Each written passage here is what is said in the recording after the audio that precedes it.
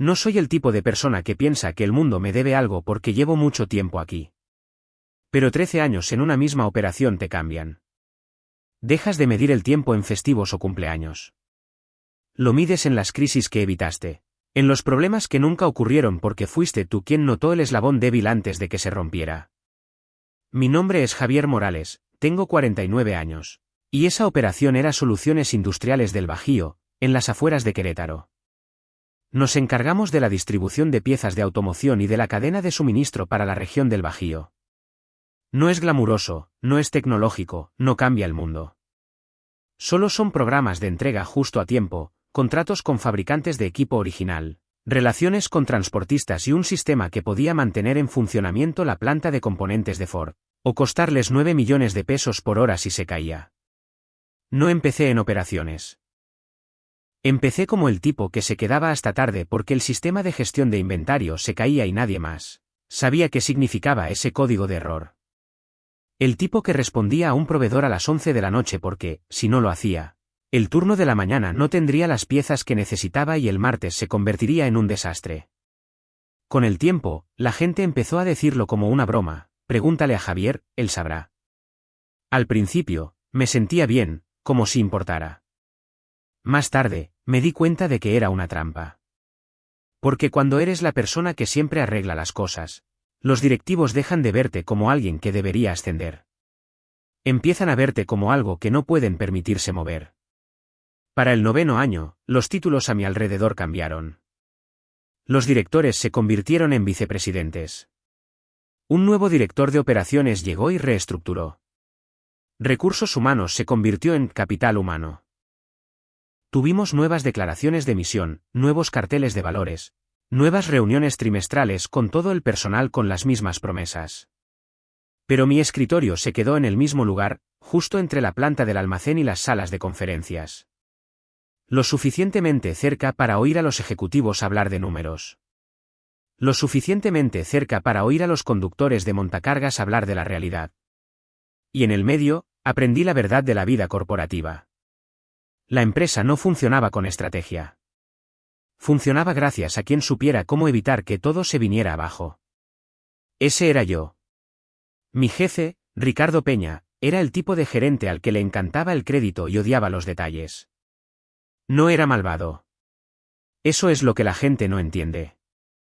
No se levantaba por la mañana intentando destruir a nadie. Solo quería parecer competente sin hacer las partes del trabajo que te hacen competente. Paseaba por la planta 2 veces por semana, daba palmaditas en el hombro a la gente, decía cosas como, somos una familia, y luego desaparecía en reuniones donde repetía lo que yo le había dicho el día anterior, como si hubiera sido su idea. Lo toleraba porque me decía a mí mismo que era temporal. La dirección cambia. La gente se va. Al final los números hablan, ¿verdad? Al final alguien se da cuenta. Lo que pasa con la cadena de suministro de automoción es que no puedes fingir experiencia. Cuando el gerente de la planta de Ford llama a las 2 de la madrugada porque la línea 3 está parada esperando culatas, o sabes qué proveedor de respaldo tiene inventario o no lo sabes. O entiendes que transportistas pueden hacer entregas de emergencia sin violar las regulaciones de la SCTO. No lo entiendes. Yo había construido esas relaciones durante 13 años. Sabía que coordinadores me atenderían la llamada los fines de semana. Sabía que supervisores de planta colaborarían contigo en las ventanas de entrega y cuáles te sancionarían por llegar 10 minutos tarde. Ese conocimiento no proviene de programas de formación o de estudios de caso de una maestría en administración de empresas. Proviene de ser el tipo que aparece cuando las cosas se rompen. Luego, hace 2 años, la empresa contrató a un nuevo socio de negocios de recursos humanos llamado Bruno Herrera. Si alguna vez has trabajado en un entorno corporativo, conoces el tipo. Refinado, siempre sonriente, usando siempre las palabras correctas, alineación, capacidad, gestión de partes interesadas. Hablaba como si estuviera leyendo un manual y de alguna manera siempre sonaba como si te estuviera haciendo un favor. Al principio, Bruno apenas se fijó en mí. Luego empezó a programar estas reuniones de seguimiento. No con el equipo, conmigo. Solo quiero entender la operación, decía. Así que se lo expliqué.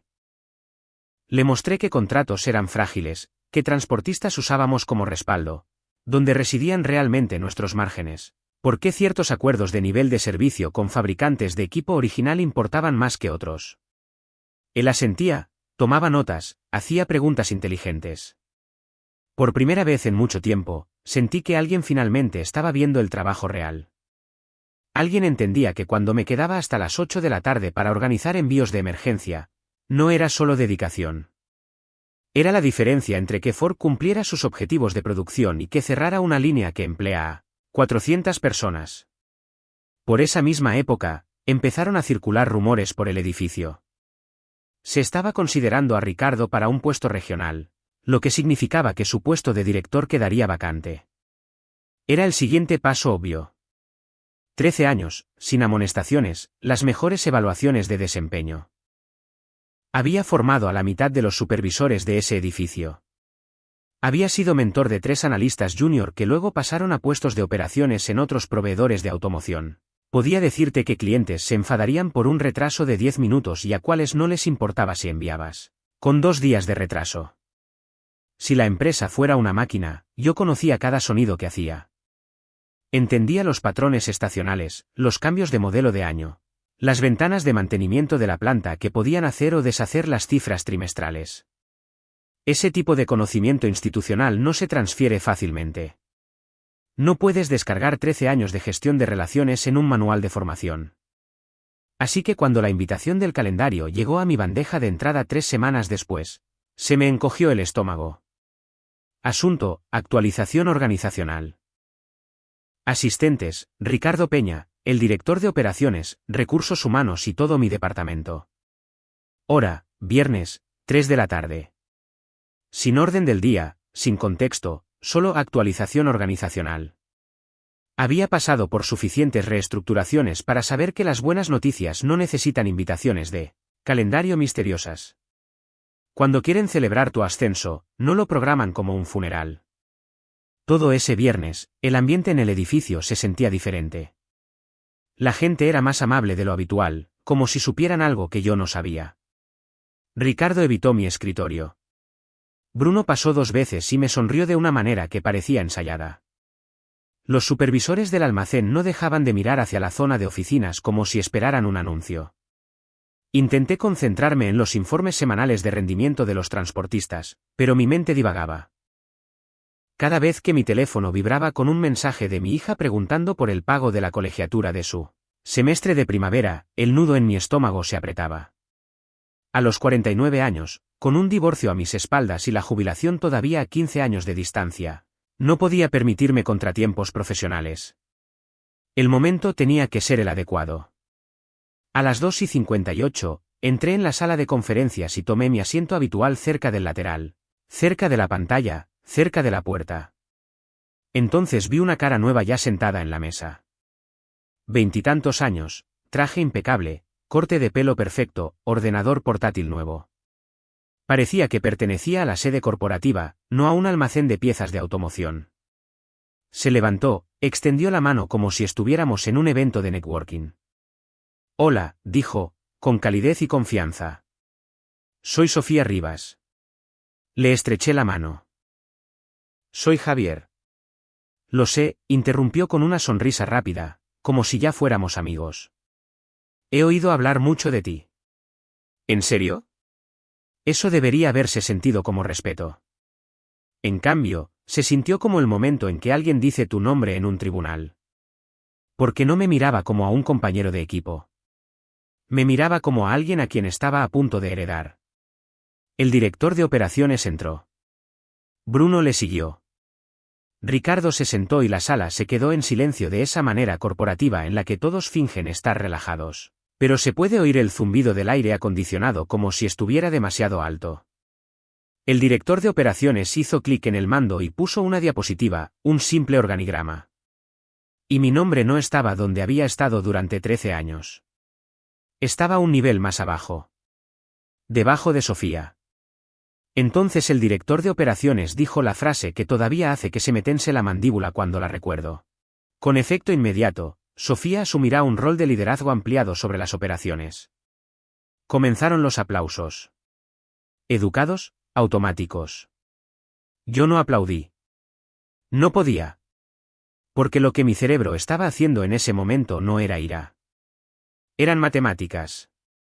Estaba calculando lo que le pasa a una empresa cuando la persona que sabe cómo funciona realmente es degradada, por debajo de alguien que lleva aquí 4 meses.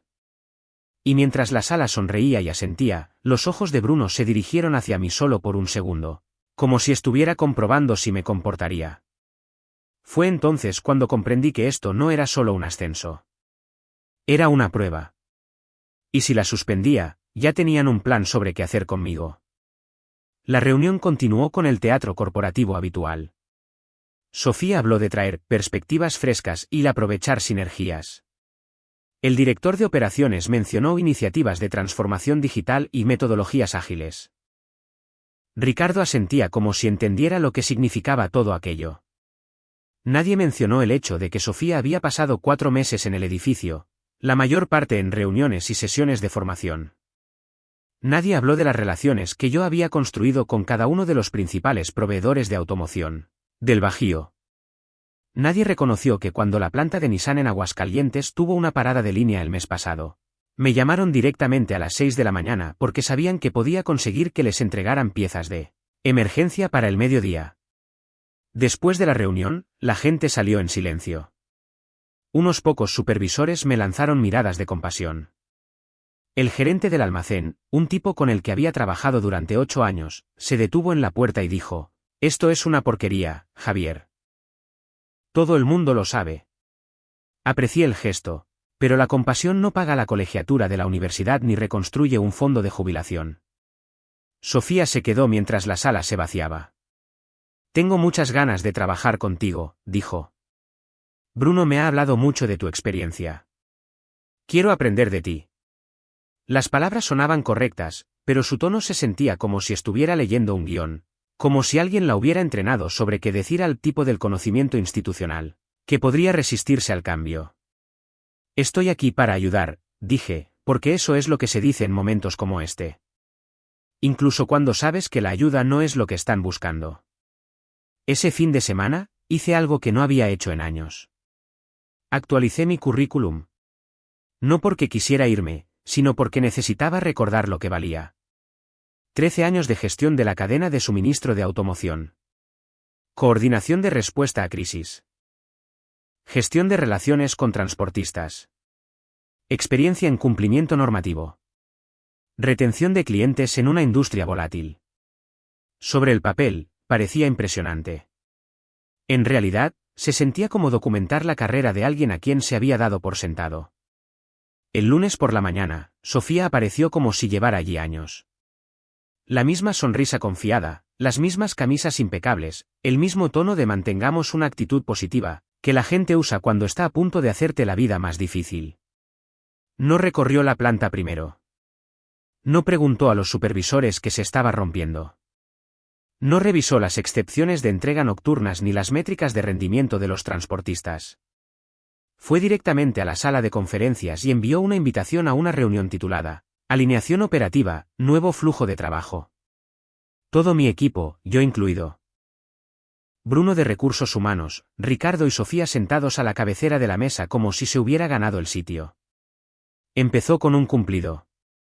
«He oído que esta operación funciona gracias a las personas en esta sala», dijo, mirando a su alrededor como una oradora motivacional. «Y quiero honrar lo que se ha construido aquí». Luego, sin tomar aliento, pasó a la siguiente diapositiva. Un nuevo organigrama. Mi nombre todavía estaba debajo del suyo. Pero ahora mis responsabilidades eran diferentes. Me había encasillado en soporte de procesos y documentación. No liderazgo de operaciones, no ejecución, no toma de decisiones. Soporte. Como si fuera un accesorio del trabajo que había estado haciendo durante 13 años. Mantuve mi rostro neutral. No porque estuviera tranquilo, sino porque sabía cómo interpretaría Recursos Humanos una reacción. Ya había visto esta película antes. El empleado experimentado que no pudo adaptarse al cambio. El que se convirtió en el problema. Sofía continuó. Vamos a reforzar la comunicación, dijo.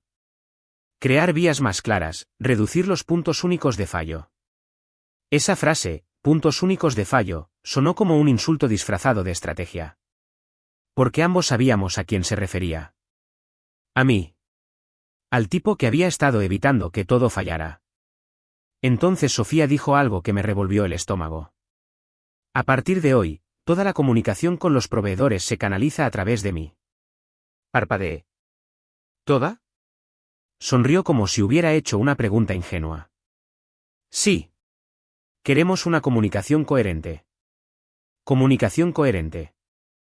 Teníamos proveedores que solo entregaban a tiempo porque yo sabía a qué coordinador llamar fuera de horario. Teníamos un cliente que amenazaba con cancelar por una sola entrega tardía a menos que yo lo llamara personally y le explicara la solución antes de que viera el fallo en su portal. Eso no era comunicación. Era gestión de relaciones.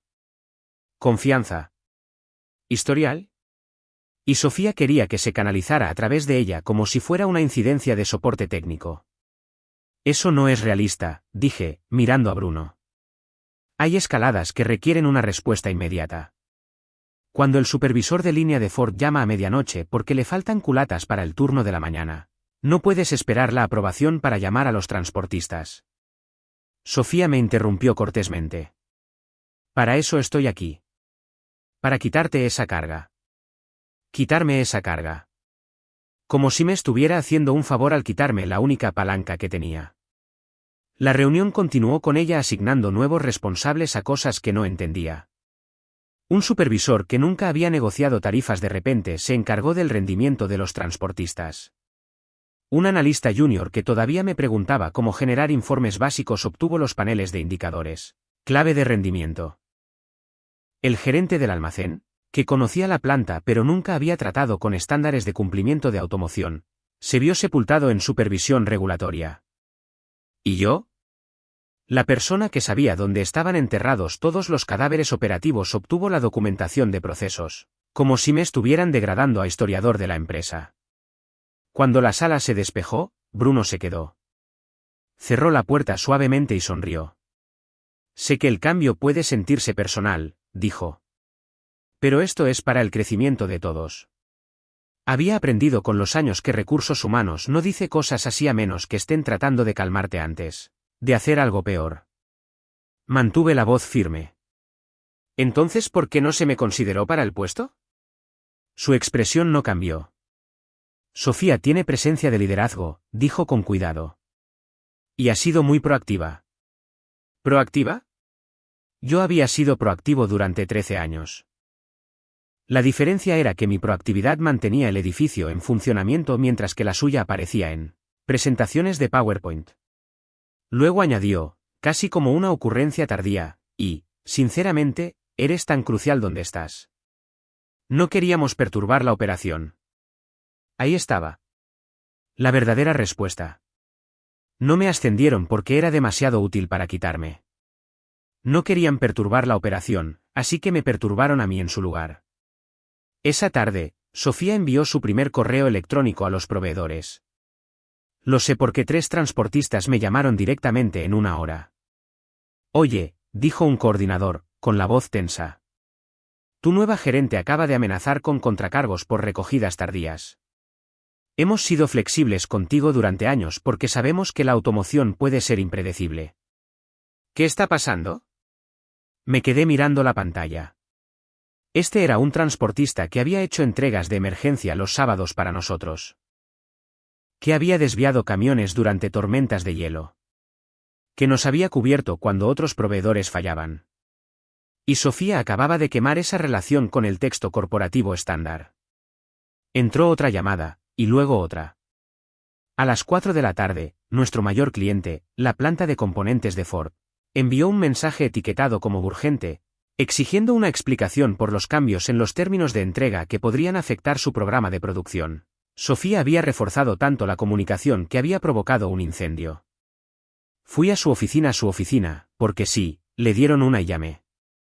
Levantó la vista como si estuviera interrumpiendo algo importante. Tenemos un problema, dije.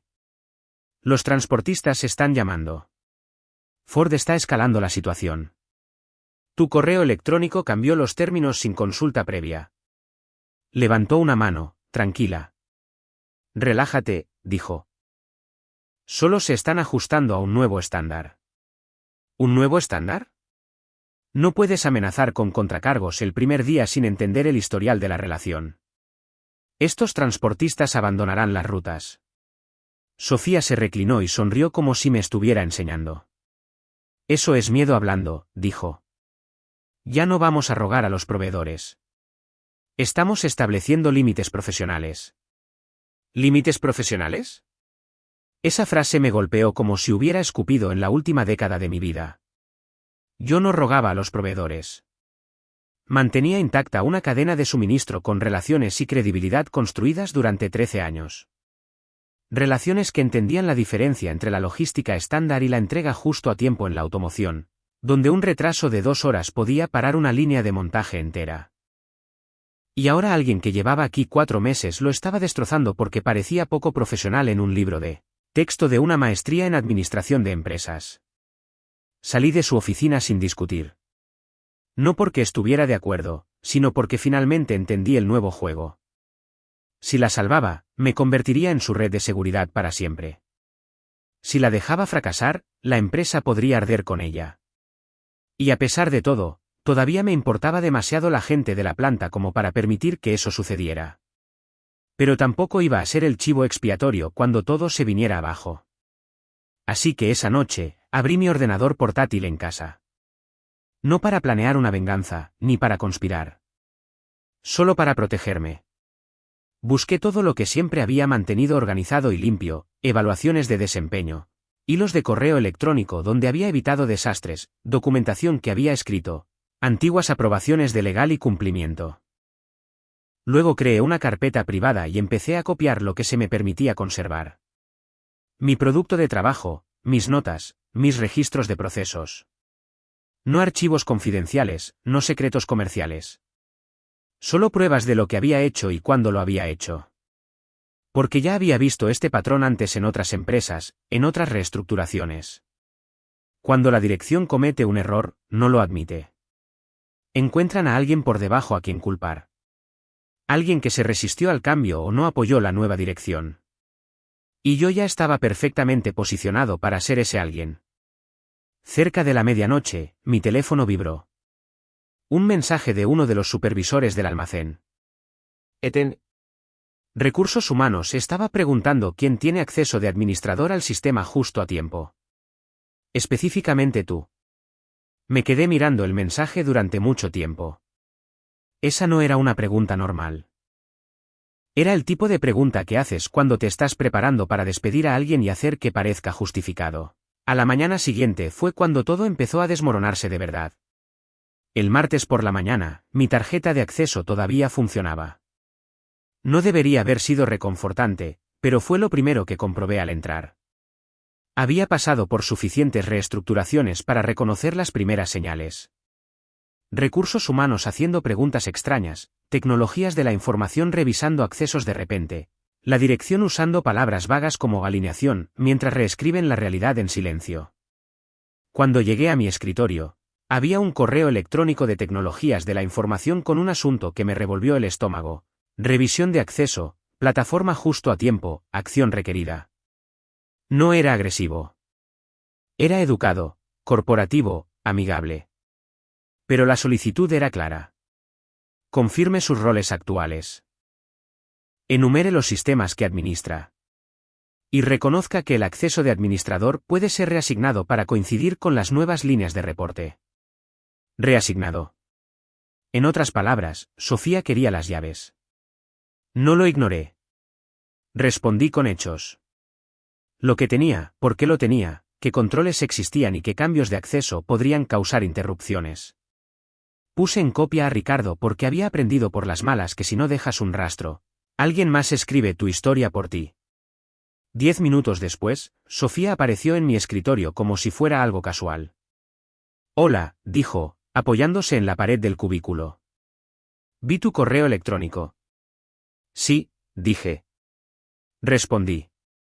Deberías tener cuidado con los cambios de administrador en el sistema justo a tiempo. Si rompes la lógica de entrega, lo notarás en cuestión de horas. Sonrió con la misma sonrisa tranquila. Por eso lo estoy estandarizando. Has estado cargando con demasiado. Quiero que esté centralizado. ¿Centralizado dónde?, pregunté. No parpadeó. Bajó la dirección. Luego bajó la voz como si intentara ser razonable. Hagámoslo fácil, dijo. ¿Puedes enviarme tus credenciales de administrador? Solo para poder entrar y revisar la configuración. La miré fijamente. No. Su sonrisa se tensó. No es para tanto.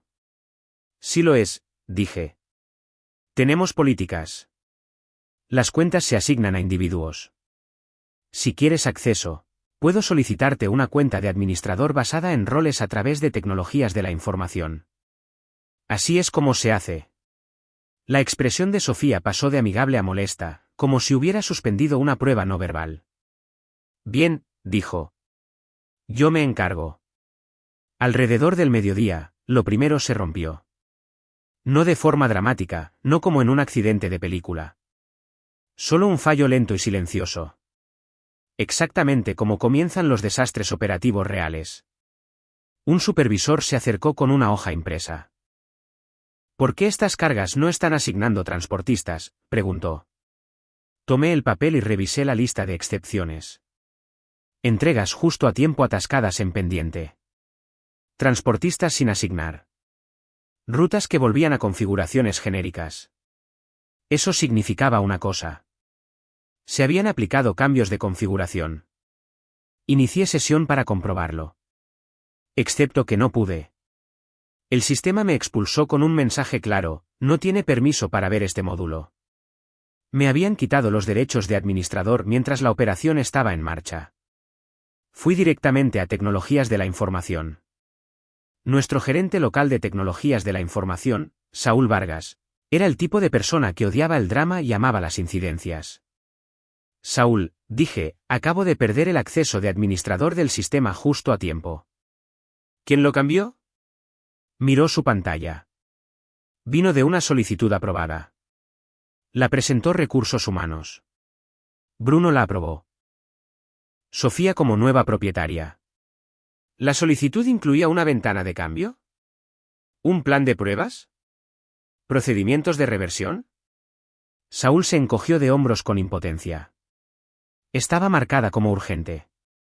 Querían que fuera efectiva de inmediato. A las 2:30 de la tarde, Ford estaba llamando. No enviando correos electrónicos. Llamando. Sus envíos eran urgentes, regulados, rastreados. No toleraban la alineación. Toleraban resultados. Su portal muestra una recogida fallida en la ruta 12. ¿Es real?, preguntó su coordinadora. No es real, dije. El sistema está desviando los pedidos. Estoy escalando la situación internamente ahora mismo. Luego fui a la oficina de Sofía sin llamar. Estaba en una llamada. Cuando finalmente silenció el micrófono, le mostré la hoja impresa. Tu cambio de acceso rompió la lógica de entrega, dije. Ford está escalando la situación. Necesitamos una reversión o una restauración temporal del acceso de administrador. Yo no rompí nada, dijo. Tecnologías de la Información hizo el cambio. Tecnologías de la Información ejecutó tu solicitud, dije. Hay una diferencia. Podemos arreglarlo, pero necesito acceso. Me miró fijamente y luego dijo algo que me indicó exactamente con quién estaba tratando. Si tú eres el único que puede arreglarlo, dijo, ese es exactamente el problema.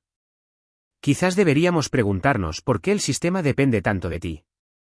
A las 3:05 de la tarde, recibí una invitación de calendario, revisión de incidente urgente. Cuando entré, Bruno ya estaba sentado con una carpeta. Sofía estaba sentada relajadamente, como si fuera la anfitriona. Bruno deslizó una hoja sobre la mesa, un formulario de reconocimiento con una línea que me heló la sangre. El empleado confirma que no se han realizado cambios de acceso independientes fuera de la dirección aprobada por el liderazgo. Era una trampa. Si firmaba, cualquier arreglo futuro parecería no autorizado. Si no firmaba, parecería poco cooperativo. Empujé el papel de vuelta.